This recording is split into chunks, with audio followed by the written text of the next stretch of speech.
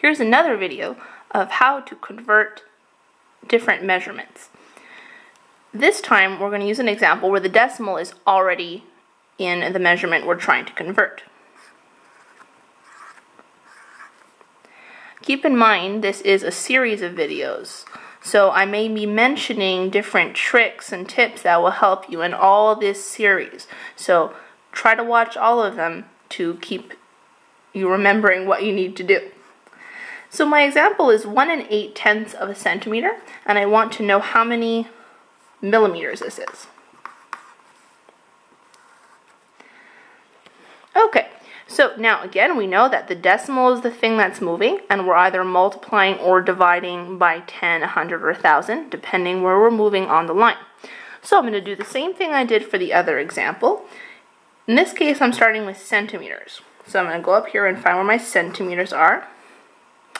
And then I'm going to see where my millimeters are and see where I'm going next. Well, I remember that my last M is millimeters.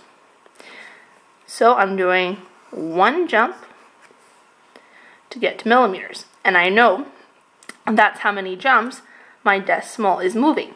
Again, I'm moving to the right, so all I'm doing is multiplying by 10. Because remember, each jump is multiplying to the right, and each jump to the left is dividing by 10, etc.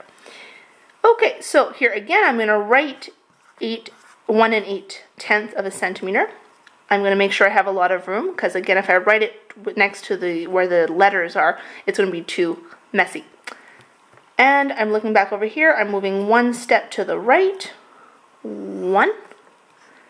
And my decimal is not here anymore. It helps maybe if you want to cross it out, because some people don't remember where the new one is going. So if you like to cross it out so you know it's not there anymore, that could work.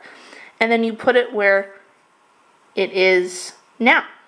So I'm going to move my answer back up here. I have a 1. I have an 8. Remember that decimal isn't there anymore. And now my new decimal is here. Well, I can't necessarily leave it there all by itself, so I have a choice. I could leave it just like this because it's a whole number, or if I'd like to, I can even put a 0 at the end. But like we said, because it's a whole number, we could just leave it. There's no need to write anything else. And that's how you do simple measurement conversion with decimals.